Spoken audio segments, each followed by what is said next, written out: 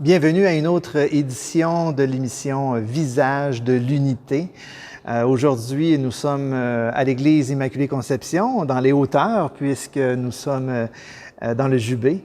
Et on rencontre cette semaine une famille, du moins une bonne partie de la famille, pas au complet, mais la famille d'Étienne L'Huillier, en compagnie de 3 de ses garçons. Alors, on va prendre le temps un peu de les connaître, puisqu'ils sont impliqués à l'Église Immaculée Conception, mais en particulier là où nous sommes, je crois. Bonsoir, Étienne. Bonsoir, Jean-François. Alors, bienvenue. J'aimerais ça tout d'abord peut-être de présenter ta famille, puisque tous n'y sont pas. Alors, peut-être nous dire un peu là, qui vous êtes comme famille, la famille L'Huillier. Donc, c'est ça. Donc, moi, je viens de la France, comme mon accent me trahit. Je me suis marié ici en 2006 avec mon épouse qui, elle, est du Québec.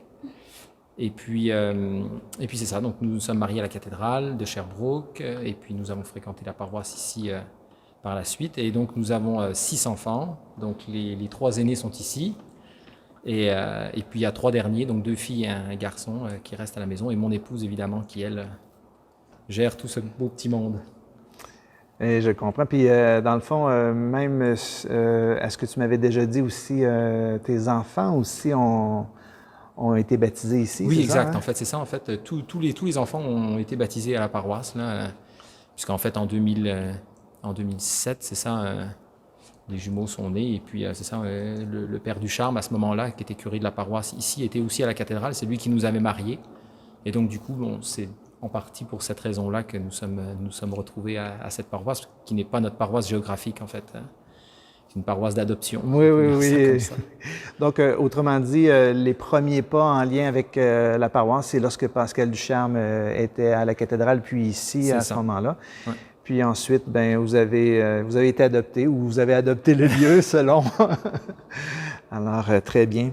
Quelles sont vos implications à l'Église? Je sais que ceux qui sont ici à l'Église Immaculée vous voient de temps en temps, mais pour tous ceux de l'unité pastorale, au niveau de l'Église, vous vous impliquez de quelle façon? Ben, en fait, c'est ça. En fait, au départ, avec les jeunes enfants, on s'est impliqué avec des cris pendant les offices et d'autres trucs de ce genre. Mais non, en fait, c'est ça. Dans ma jeunesse, mes parents m'avaient envoyé faire par exemple un cours d'animation de chant. Et puis avec des camps de jeunes, des choses comme ça, j'ai appris à chanter, à faire de la musique, etc. Donc, c'était naturel par la suite de proposer mes services à la paroisse comme pour la chorale, pour tout simplement pour chanter lors des offices dominicaux de dimanche ordinaire.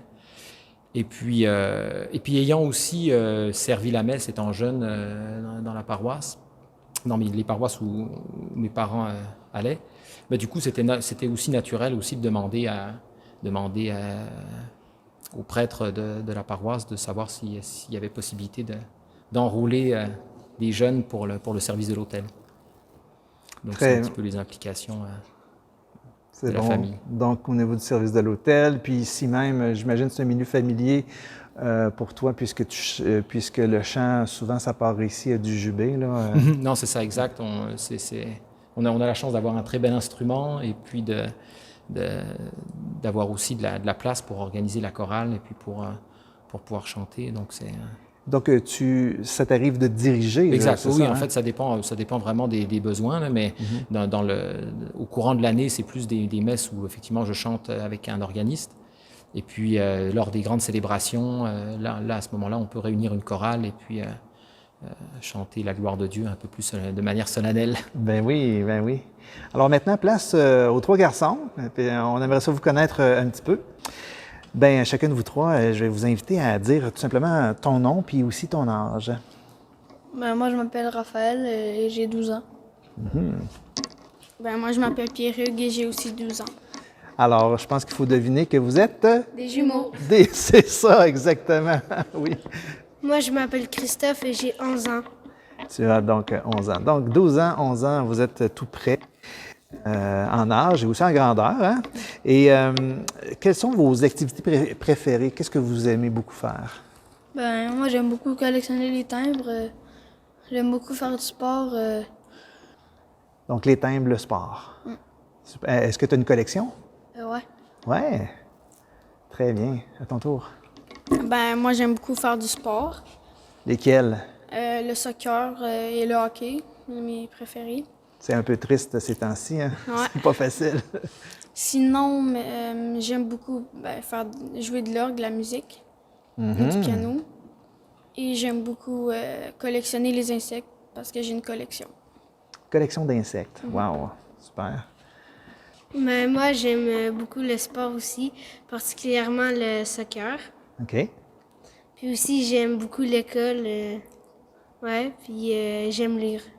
Quand tu dis que tu aimes l'école, là, dans tes préférences de matière, là, qu'est-ce que tu aimes Ben, surtout? plus les mathématiques. Les mathématiques. Ouais. C'est bon. Super. Et maintenant, maintenant qu'on est à l'église, hein, peut-être nous parler un petit peu de comment que vous avez commencé à vous impliquer, parce qu'on vous voit quand même, là, en tout cas ceux qui ont l'habitude de voir, mais pour les autres, qu'est-ce que vous faites comme implication à l'église? On chante à la chorale. Vous chantez à la chorale tous les trois? Ouais. Super. Ben, des fois c'est juste un qui chante, puis les deux autres, ils vont servir à la messe. OK. Donc aussi, ça vous arrive aussi de servir, c'est ça? Ouais, de servir la messe. OK, très bien. Super. Est-ce qu'il y a autre chose que vous avez déjà fait aussi? Ben, moi, j'ai déjà joué quelques pièces au début d'une messe ou à la fin d'une messe. Là. OK. Est-ce que je peux te demander à la fin de faire un petit quelque chose pour nous? Ouais. Super. OK. Est-ce que tu veux ajouter quelque chose à propos de ce que vous faites à l'Église? Est-ce que vous vous impliquez des fois à l'accueil ou c'est vraiment plus pour servir la messe puis aussi chanter?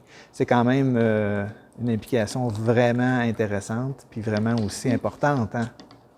Trouves-tu? Ouais, vraiment ça. D'ailleurs, on vous a déjà vu aussi pour les chemins de croix aussi, hein? Vous, tu sais, vous accompagnez aussi, vous participez, alors c'est super.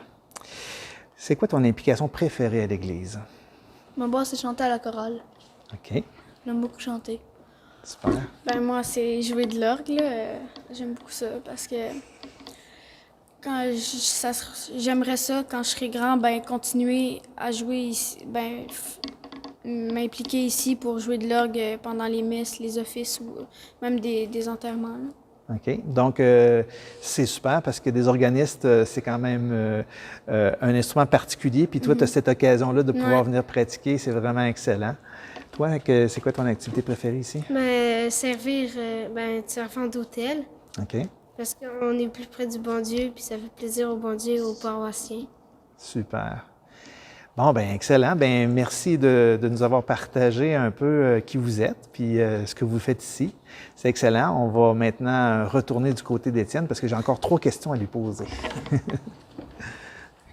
Le fait de s'impliquer, Étienne, en famille, avec 6 enfants, qu'est-ce que ça vous fait vivre un petit peu là, ici à l'Église? Si je répondais de manière en blaguant, je dirais beaucoup de troubles. Non, mais en fait, c'est sûr que on a eu la chance, mon épouse et moi, d'avoir eu des parents qui nous ont vraiment baignés dans la foi depuis notre plus jeune âge. Je dirais que la phrase qui représente le plus un petit peu ce que nos parents nous ont fait vivre, c'est la phrase de Sainte Jeanne d'Arc, qui est en plus Lorraine, de ma région en France, mais Ben oui. qui disait « Dieu premier servi ». Et en fait, on s'aperçoit que quand nos parents nous donnent l'exemple d'une vie dans la foi, tournée vers Dieu, et également tournée dans la participation à la communauté pour la vie de la paroisse, ben, du coup, j'allais dire, on s'implique naturellement un petit peu nous-mêmes dans les activités de la paroisse. Donc, ce que ça nous apporte, j'allais dire, c'est d'abord au départ pour apporter quelque chose aux autres finalement. Là. C'est surtout ça qui est et d'abord à Dieu. Là. C'est quand même la moindre des choses, si on peut dire ça comme ça. Mais donc c'est sûr que ça nous apporte quand même des joies, le fait de sentir aussi l'esprit de communauté qui règne, je veux dire, le fait de participer à l'organisation de chorale, à l'organisation du service de l'hôtel, c'est toujours touchant de voir les gens soit qui se souviennent de ce qui s'est passé avant, soit de voir le résultat final finalement, parce qu'en fait, quand on reçoit des très bons des commentaires de gens qui disent ça m'a permis de mieux prier, ou ça m'a permis de plus intérioriser mon action de grâce. Bon, c'est des choses qui touchent, fait qu'on se dit bon, on n'est pas dans la, on essaye de suivre cette voie-là pour effectivement que ça serve pour le Seigneur. Et moi, pour avoir aussi participé là, à quelques-unes des grandes célébrations là, que vous animez, la voix à la fois d'adultes, mais aussi de jeunes, c'est vraiment beau à entendre et ça élève l'âme. C'est comme si, dans le fond, vous viviez vraiment aussi ce que vous voulez transmettre au niveau du chant. Ouais. Non, puis c'est aussi je veux dire, c'est un devoir, d'une certaine manière, d'utiliser les talents que Dieu nous donne.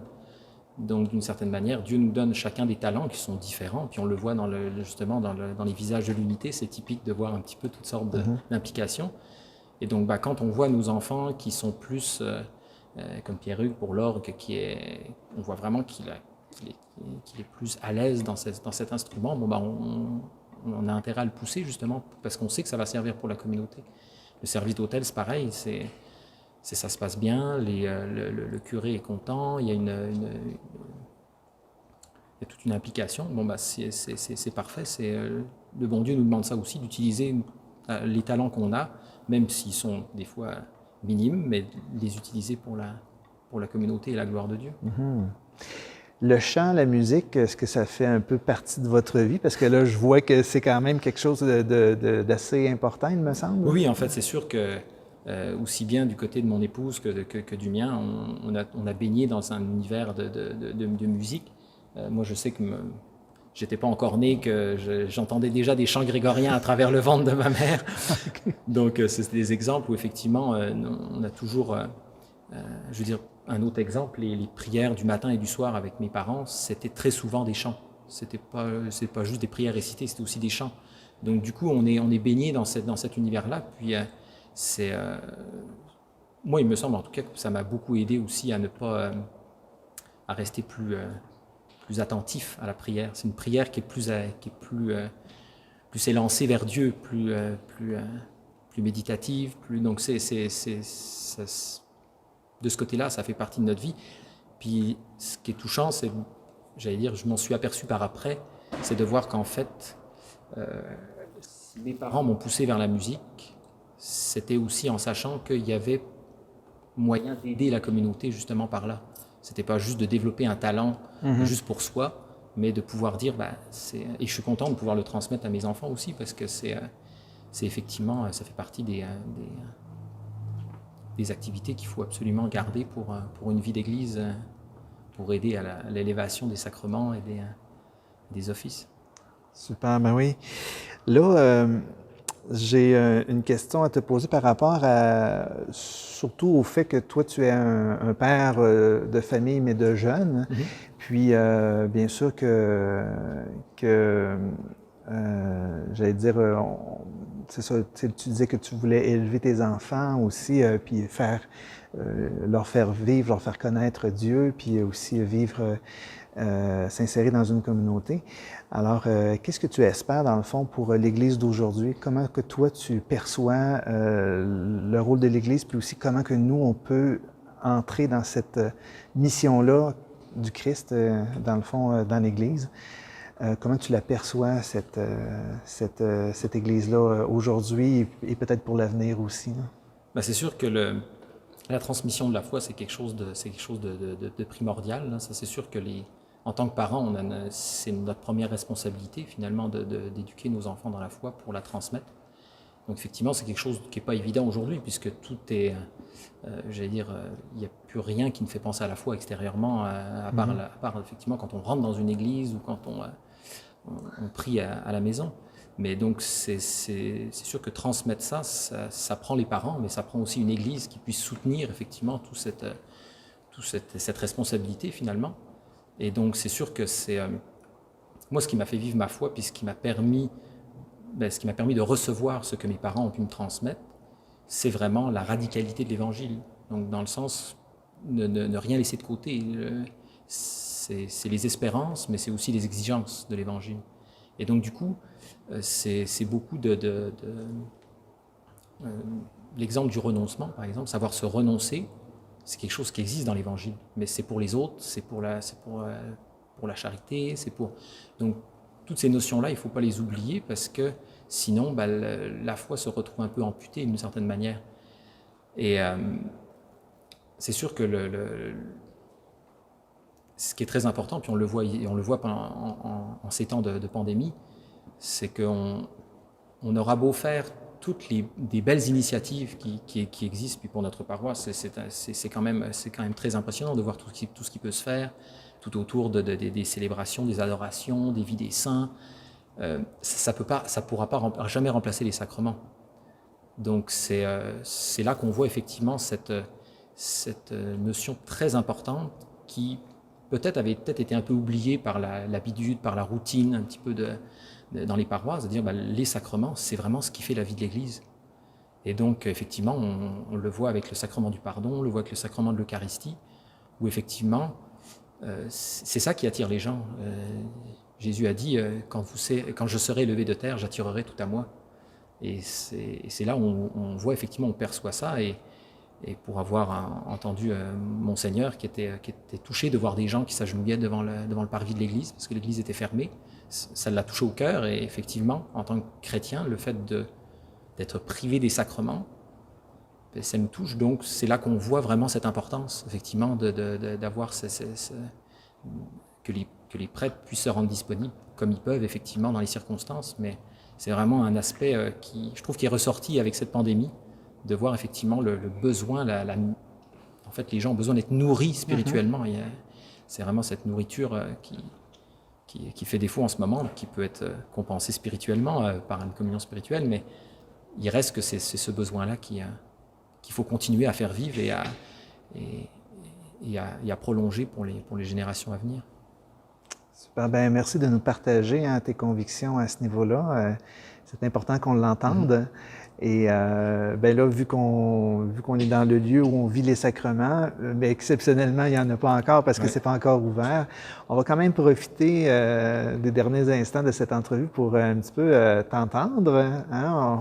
On aimerait ça que tu nous joues une belle pièce d'orgue. Fait que gâte-nous.